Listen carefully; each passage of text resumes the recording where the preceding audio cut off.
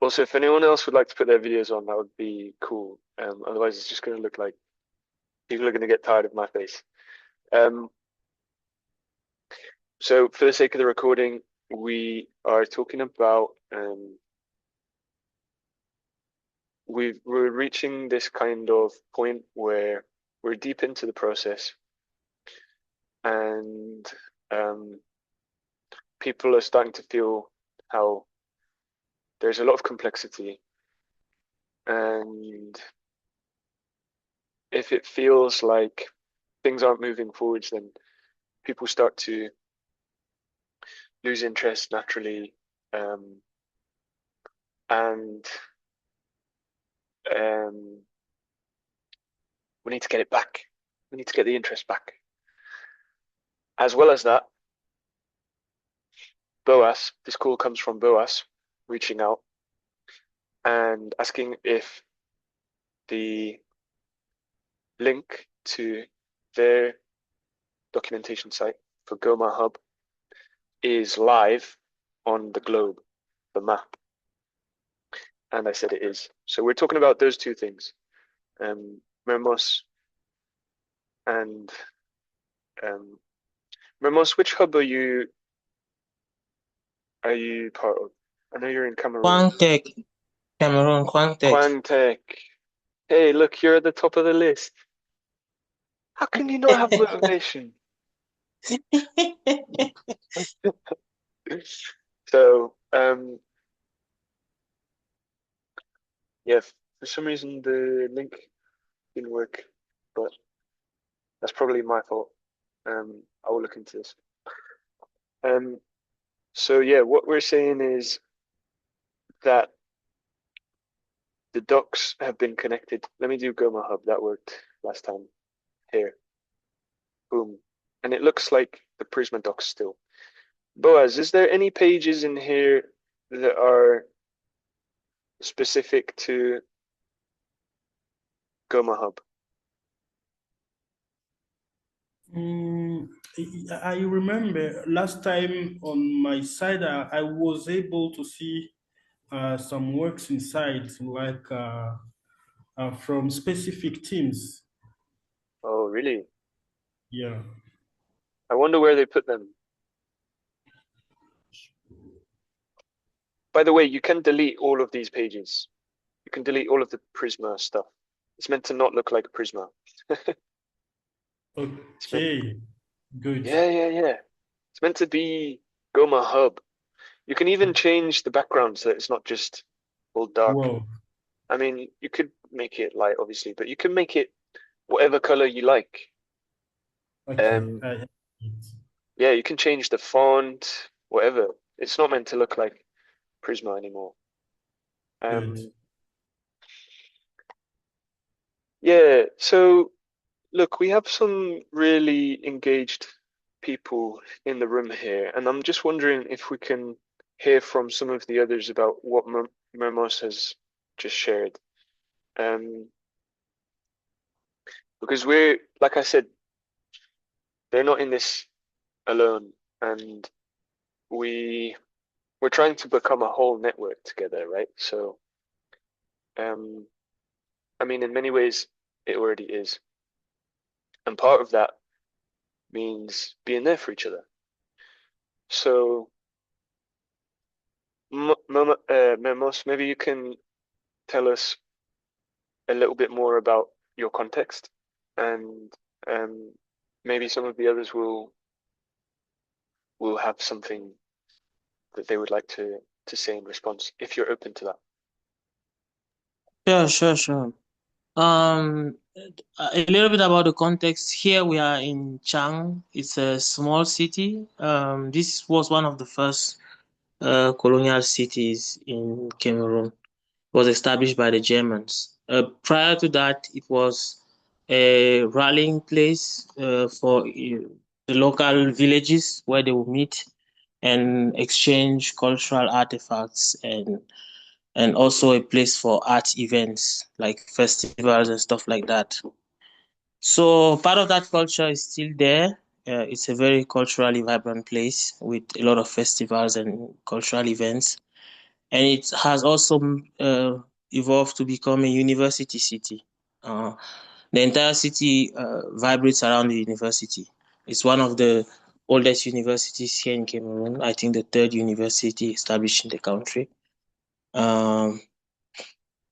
So most of the stuff here revolves around the university. Lots of students, and it's also kind of carrefour economically. Politically, Cameroon is very unstable, and right now the instability is even kind of increasing due to last elections. So part of the demotivation is also related to that. The entire country is kind of depressed, so it's just playing into that situation. So as for the hackathon, the context here, the issue that we have is that people are not very good with things online unless it's with tools that they already know. That's why even just a simple tool as Telegram, when you write to people on WhatsApp, they respond quite quickly. But on Telegram, they will even see the message like days after you send them, and it's kind of tricky to manage all that. So on a general context of what is happening here, this is a little bit of a brush up of the situation.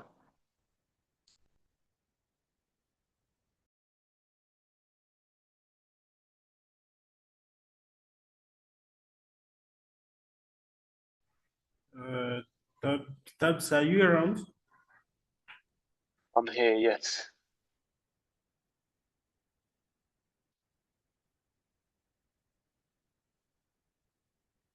So is there anything anyone would like to say or reflect in response to what Mermos has shared?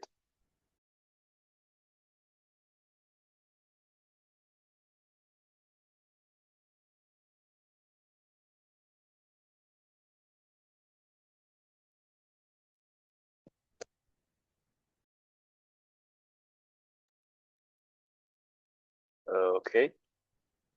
Maybe someone will feel like it in a moment.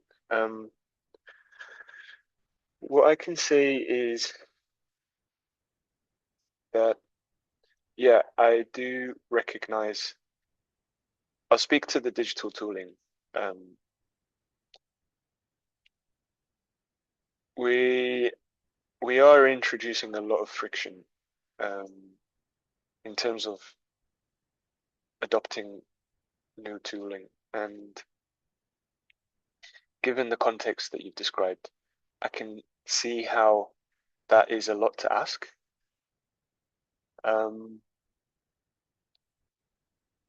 So yeah, I'm really empathizing with how it might feel demoralizing or demotivating.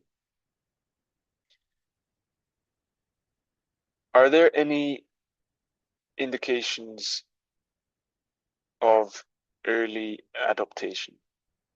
Or what are some of the most promising signs you've seen of teams or even individual participants who are engaging with the process? Yeah, there've been some signs. Some students were very motivated and kind of kept their motivation. And the science is that when we had some maybe setbacks or slowdown of the process, they were the ones asking questions and urging us to provide answers or look for solutions to the kind of issues that they were having. So yeah, that had happened. Mm-hmm. What do you think was one of the key differences that meant that those students stayed engaged and motivated? I think the key difference is in the character of the students, because on the first meeting first encounter that we had, I had a speech trying to motivate them to kind of urge them to take ownership of their own lives. This is in the kind of situation that we are having right now, especially the political situation that we're having. A lot of youths have kind of abandoned their own destiny to fate, like whatever happens, happens, because of the starvation from opportunities that we are facing in the country. So for everything that you have to do with people around here, you have to first break down that barrier. That's a very big issue. You have to remind them that they have ownership of their own lives and mastership of their own destiny. That's so those who grasp that message are more likely to engage with anything new that you are throwing in their direction. But those who stay in that kind of depressed kind of general mentality around the country, who have a hard time going past their own feelings to actually do something new, because the general feeling is that anything new usually doesn't work or is going to be crushed by the government or something like that, in that kind of line of thinking.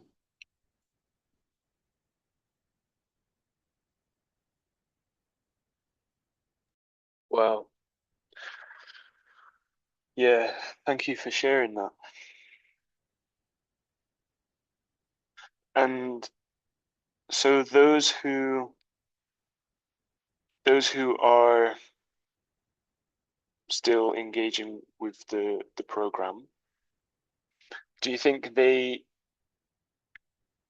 might be playing a role also in terms of how teams form around them and kind of further connections? It influences things in the community, right? They're a really important role, those people who are choosing to step into leadership effectively in those times of uncertainty. In a way, it just highlights that as a contribution even more. No, absolutely, absolutely. And this is one of the things that we're looking forward to seeing how many people actually want to step into leadership roles. And since some of them were reluctant, we made an open call in the group and asked for anyone, independently on how the projects or whatever, if anyone was willing to actually take a leadership role, to see how we organize that and how we could share responsibilities, or for them to get even more motivated. But that wasn't really successful. Some people showed up, but most of the people didn't want that, and that was kind of it was kind of shocking to me, because I remember when I was young, it wasn't like that. I mean, everybody wanted to take in leadership positions, and even those who were not deserving of it or had no skills for it. But right now, it's kind of the way back.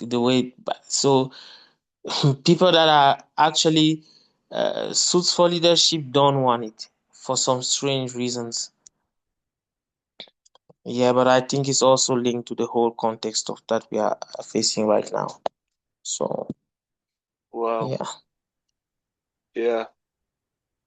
If they don't feel called by it, there's very little you can do. It's like there's this saying, you can lead a horse to water, but you can't make it drink, right?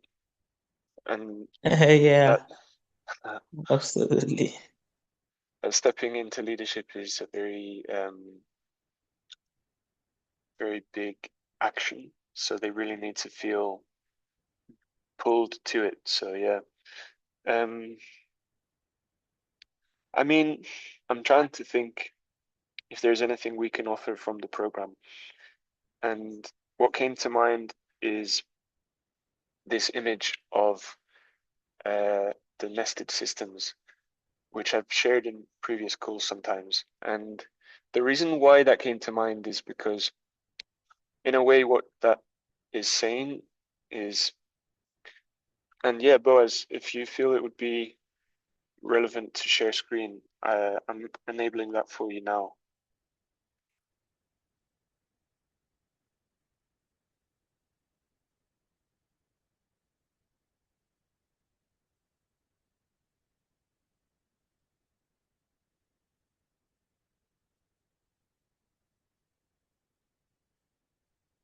Did you want to do that to share screen? Yeah, unfortunately, it seems that I need to do some parameters. Fortunately, so I can't. Is it related to? So maybe I can talk only, and you recognize it. What I'd like to express it about the page customization, the hub page, where you were saying that we need to customize it on our own here locally. So I've seen where we have, for example, unfortunately you can't see. Can you share your screen, please, and go in our Verso link? Yeah. Good.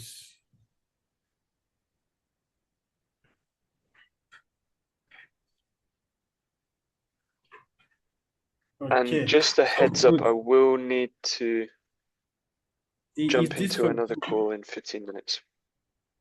Yeah. But yeah, Okay. let's proceed. It's about here in the home page. On this page, case form. For example, if you can try to click on the form. Left. Yeah. Right. Right. Yeah.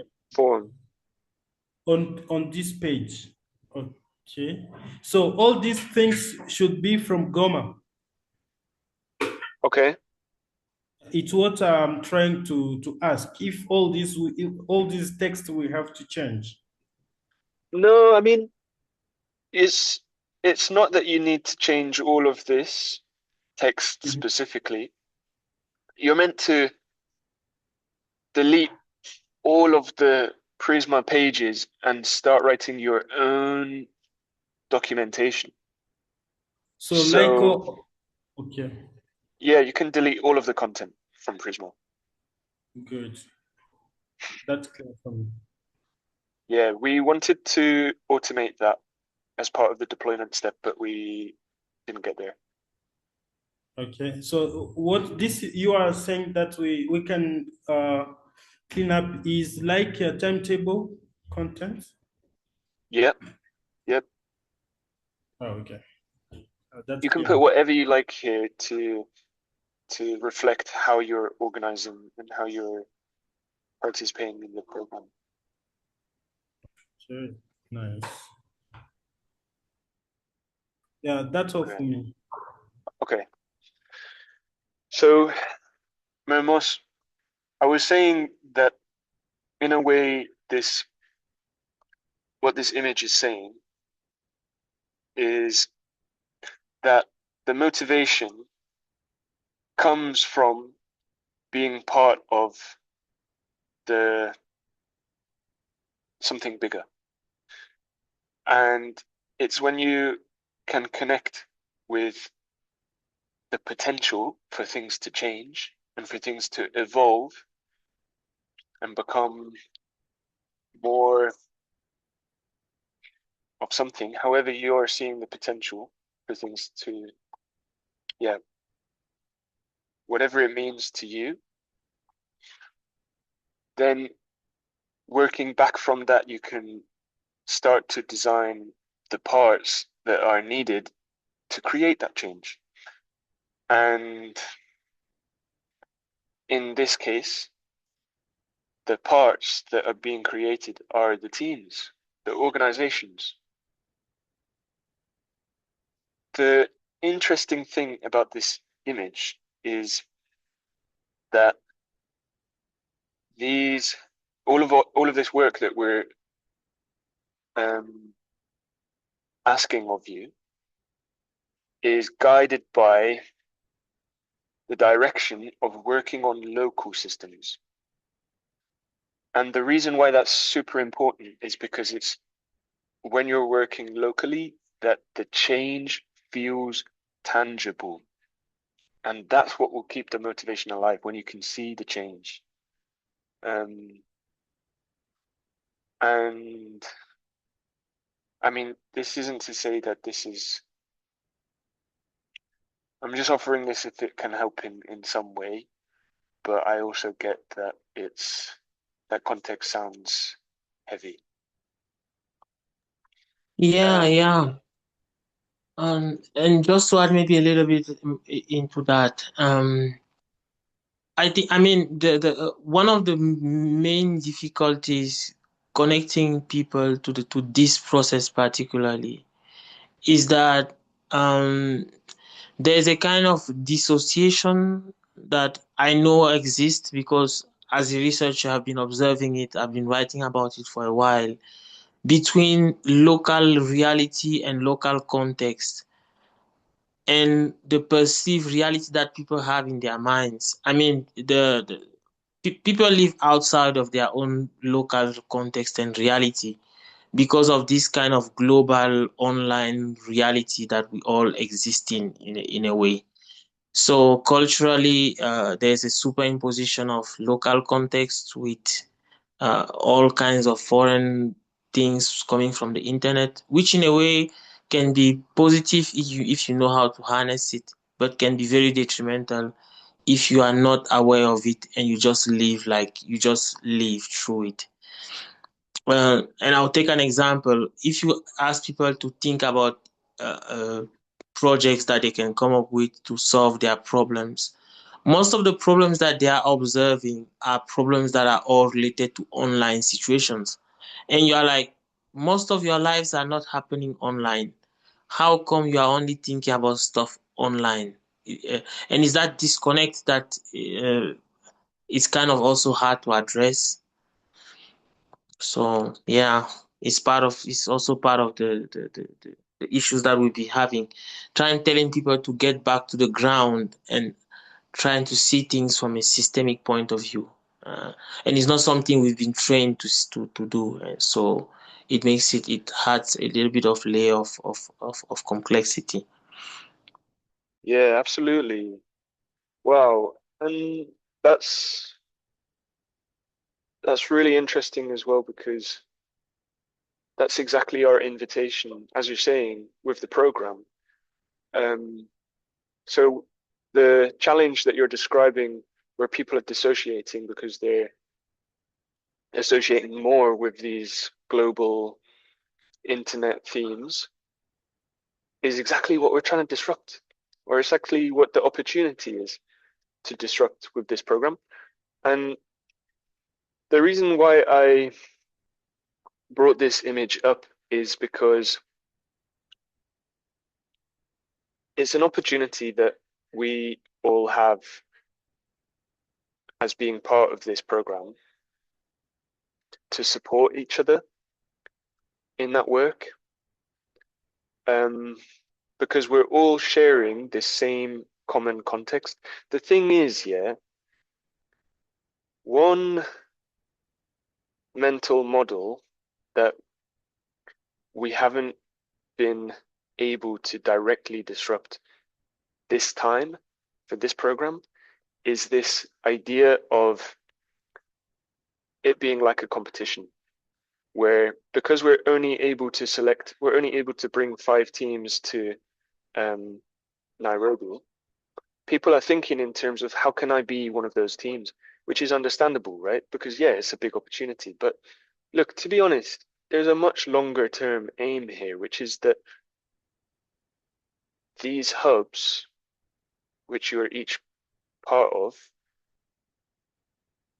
can be forming this network together and begin to coordinate with each other and actually keep this work alive. Because imagine, and we're already starting to see, when teams, participants do engage with learning something new about their local context, it really brings something alive in them. And it's that we're trying to enable on the level of an individual hub and the level of an individual team, but also this whole network. Like, just let that sink in. That is huge. Multiple countries. And if people are just thinking in terms of being one of the teams that goes to Nairobi, they lose touch with that. But actually, in a way, that's even more special than being in Nairobi, is to bring this whole network alive in this way. And so the reason why I'm bringing this up is because what you're sharing, I think you could actually really benefit from some kind of like connections by getting in touch with other hubs that can help bring that context back alive, and even for the level, even for the teams themselves, and those people who you said really could be leaders. I hear you, man. When you see that in someone, um, you really want that person to to unlock them, for them to step into that potential that you can see for them. And you just think that I'm sure you can see the change that it would make if they felt called to that. And so perhaps there's a way that we can help to for them to connect with this context, because maybe that will sort of help them to feel called into action. I don't know if what I'm sharing makes sense or if it's helpful. No, absolutely. And I thought so too. I was looking forward to reaching out to Boaz to see if he has any kind of magical solution. I know Boaz is always very inspired, so I was looking forward to contacting Boaz since we have participants that are francophones. I know he can spark something from within. So yeah, that was also a thought I had. Like maybe collaborations with other hubs can bring something out of them. So yeah.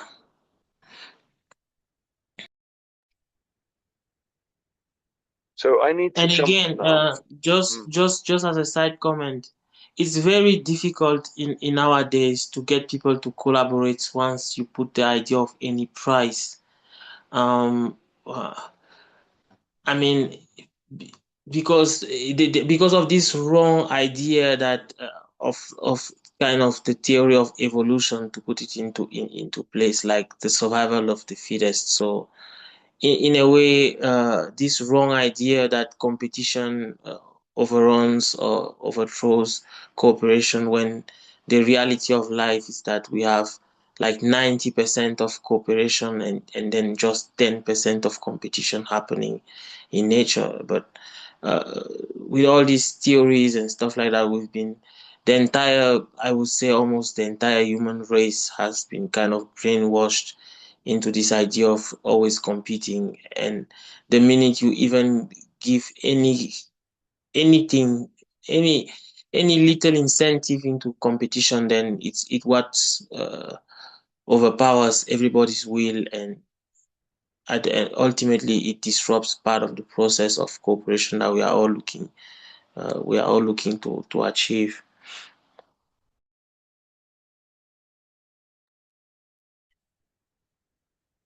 Very powerful words. Mermos, I'm going to make you host because I need to jump, but I want to leave the room open so that you guys can keep talking. Okay? Okay.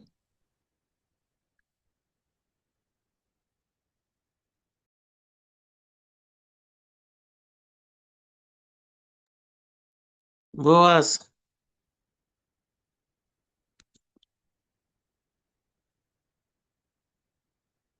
do you have a little bit of time for me these days? Sorry? Do you have a little bit of time for me these days? I was thinking about organizing a meeting so that with both. we can talk, we can exchange between people of your hubs and people of our hubs here. Maybe on Saturday, if you guys are working on Saturday. Yeah, nowadays we are really busy with onboarding teams and doing mentorship. Apart from that, we have many uh, reviewers. You know, it's the project catalysts. Yeah, you guys are reviewing for Project Catalyst. I forgot that part. People It are must too be. busy. Others are traveling, so it's not really easy. And what should be the purpose? On pouvait parler au sujet de quoi? Ou c'est échanger On tout pourra simplement? juste, c'est juste pour échanger un peu sur quelle est votre approche, comment est-ce que les équipes s'organisent chez vous. Euh, ouais, des trucs comme ça, juste pour que parce que les participants que nous on a ici, ce sont presque tous des étudiants et ils sont très jeunes pour la plupart. Donc, comme on dit souvent ici chez nous, ils ont encore un peu la bouillie dans la tête là. Donc, Bon, c'est notre cas aussi. Seulement, on essaie de montrer la motivation, mais la plupart de ceux qui font les équipes chez nous sont des étudiants parce que aller prendre aussi quelqu'un qui est travailleur, il pourra voir que peut-être il est en train de passer son temps inutilement. Mais on essaie tout mhm. simplement de les gérer de cette façon-là. Ce n'est pas du tout facile, bien sûr. Et chez Ah, vous, est-ce que les gens sont la plupart à quel niveau? La documentation, les prototypes ou comment? non, on est encore, on n'est même pas prototype, oui. On n'est même pas. Ici, c'est encore au niveau de la documentation. Ils sont encore en train d'écrire les projets. Les équipes sont même encore en train, certaines équipes sont encore en train de se former et tout. Donc, Je vois. J'ai appris que la fin, c'est les 15. Nous devons avoir déjà tout remis. la fin, c'est le 15. Oui, oui. Mais ils ont dit, Laurentine m'a dit qu'on a renvoyé ça au 20, non? Au 6 janvier. Wow, intéressant.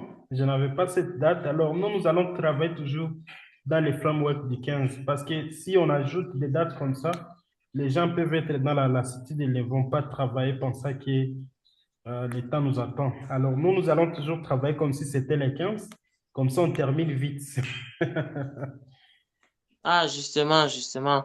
Parce que moi, c'est ce qu'elle m'a dit en tout cas, mais moi, j'ai pas encore vérifié cette information. Du coup, en remplissant la fiche, que Samuel a envoyé hier, moi, j'ai mis que l'événement, c'était pour le 20 décembre, pour essayer de finir ça le 20.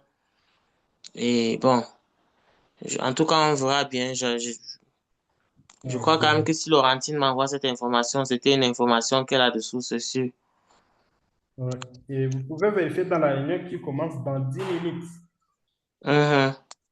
Voilà. Moi, j'ai quitté d'abord cette réunion pour prendre un peu de l'air en fait d'être prêt pour la réunion suivante. OK. Merci beaucoup pour le partage. Mhm. Okay, thank you, everybody. I think we are going to jump off. We have another meeting in 10 minutes, so we can cool off a little bit before joining in. Thanks.